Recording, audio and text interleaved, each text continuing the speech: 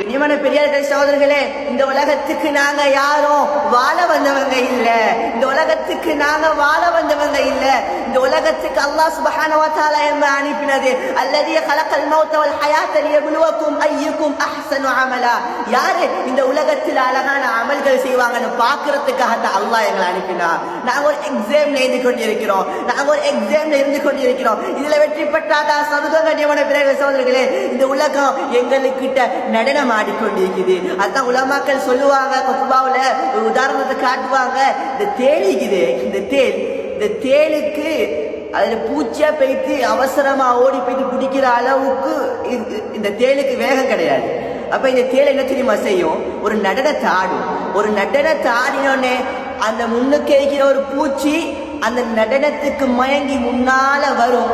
இந்த தேல் ஒரு பிடித்தான் பிடிக்கும். கண்ணியமான பேர்களே சகோதரர்களே, பிடிச்சா பிடிச்சதுதான்.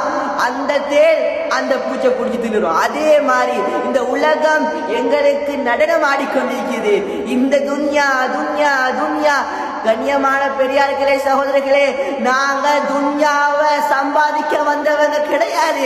அல்லாஹ் குர்ஆன்ல சொல்றான், அல்லதி خلقல் மௌத வல் ஹயாத லியப்லுவக்கும் அய்யுக்கும் அஹ்ஸனு அமலா. நாங்க ஏன் உங்களுக்கு மௌத்தையும் ஹயாத்தையும் தந்தோம்னு சொன்னா, நாங்க உங்களுக்கு ஏன் மௌத்தையும் ஹயாத்தையும் தந்தோம்னு சொன்னா, யார் இந்த உலகத்துல அழகான அமல்கள் செய்யறாங்கன்னு பாக்குறதுக்காக தான். கண்ணியமான பெரியார்களே சகோதரர்களே, இந்த